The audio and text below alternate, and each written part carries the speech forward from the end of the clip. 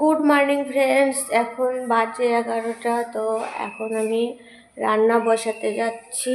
তো চলো কী কী রান্না করব দেখাই। এই যে এখানে আছে পটল, উচ্ছে ভাজা করব। আর এইখানে দেখেন একটা বড় ইঁচড়টা আমি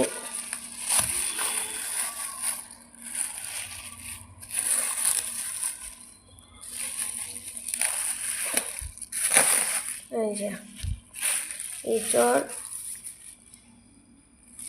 আর আমি আজকে বানাবো ইঁচড় চিংড়ি। তো চলুন কেটে বেছে নিই। মাছও বাছা হয়নি, এঁচড়টাও কাটা হয়নি, আর মাছের ঝোল করব। তো চলুন কেটে নেওয়া যাক। তো বন্ধুরা, কেমন আছেন সবাই বলেন, অবশ্যই কমেন্টে জানাবেন।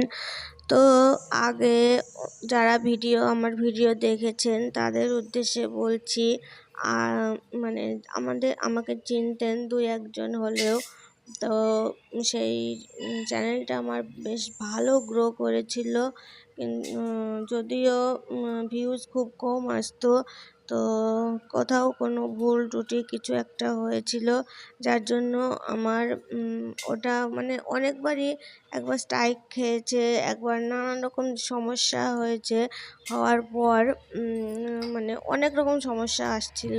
তো সেই জন্যে সেটা ইউটিউব থেকেই প্রথম বন্ধ করে দেয়। তারপরে আমি আবার এই চ্যানেলটা খুলেছি। আমার ওই চ্যানেলের নাম ছিল শিল্পী ব্লগ। তো ওই চ্যানেলটা পুরোটাই বন্ধ হয়ে গেছে, আর আমি ওই চ্যানেলে খাটবো না। আমি খাটছি অনেক দিন ধরেই, তো কোনোভাবেই আমি সফলতা পাচ্ছি না। তো কি আর করা যাবে, ভালো মানে নাচও শিখিনি। হ্যাঁ, শিখেছিলাম যেগুলা আপাতত আমি কাজে লাগাতে পারছি না। তো লেখাপড়াটা শিখেও অকারণ হয়ে গেল, কিছুই করতে পারলাম না। তো এখানে এসে ভেবেছিলাম কিছু করব, তো সেটাও হচ্ছে না। তবে যারা দেখছেন, অন্তত এক দুজনও যারা দেখছেন, তাদের কাছে আমার একটা মানে অনুরোধ, আমার চ্যানেলটা সাবস্ক্রাইব করুন, আর বেশি করে একটু শেয়ার করে দেন, তাহলে হবে। আর আমার বন্ধু হয়ে আমার পাশে থাকবেন। বন্ধু, দিদি, দাদা যাই বলেন, তো আবার নতুন করে শুরু করেছি। তো ভিডিও দিতে ইচ্ছে করে না, কারণ ভিডিও এগুলো না শ্যুট করতে, ক্যামেরা সেট করতে, তারপরে যদি ভালো স্ট্যান্ড না থাকে বা যদি ধরার লোক থাকে কোনো অসুবিধা হয় না, তাহলে ভিডিওর মান আরও বেশি ভালো হয়। যদিও আমাকে একা একা করতে হয়, তবে যারা ব্লগিং করে বেশিরভাগ মানুষই একা একা করে প্রথম অন্তত, যতদিন সফলতা না পায়। তারপরে যখন বেশি ইনকাম করতে শুরু করে, তখন তাদের ক্যামেরাম্যান থাকে, লাইটম্যান থাকে, নানান কিছু। তো আমার ওই চ্যানেলটাই মনিটাইজ হয়েছিল, তারপরে মনিটাইজটা তুলে নিল, ঠিক আছে আবার হবে, আবার আমি করে ফেলবো।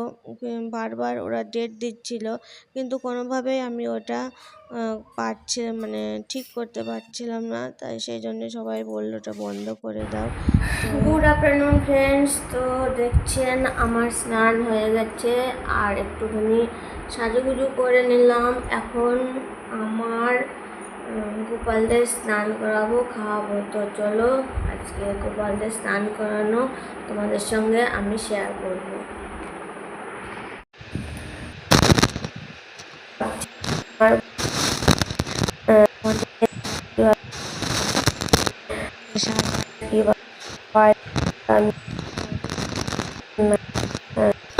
আমি শেয়ার করবো।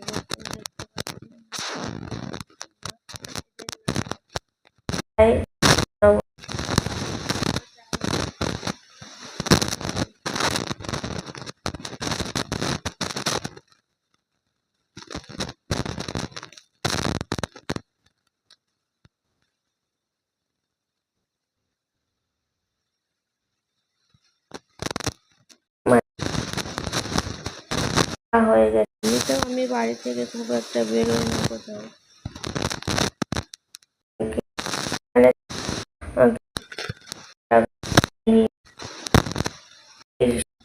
সেটা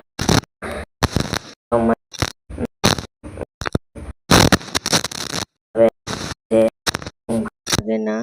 তো যাই হোক, যে কারণেই হোক না কেন, বন্ধুরা আমার বাবু ছেলেকে স্নান করিয়ে দিয়েছি।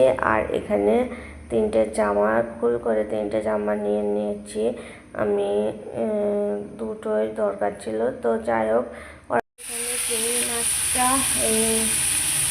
ভেজে নিচ্ছি। আর এখানে রয়েছে চিংড়ি মাছ ভাজা। তো এই ভাজা হয়ে গেলে তুলে নিয়ে মশলা কষবো, তারপরে এটা আবার দেবো।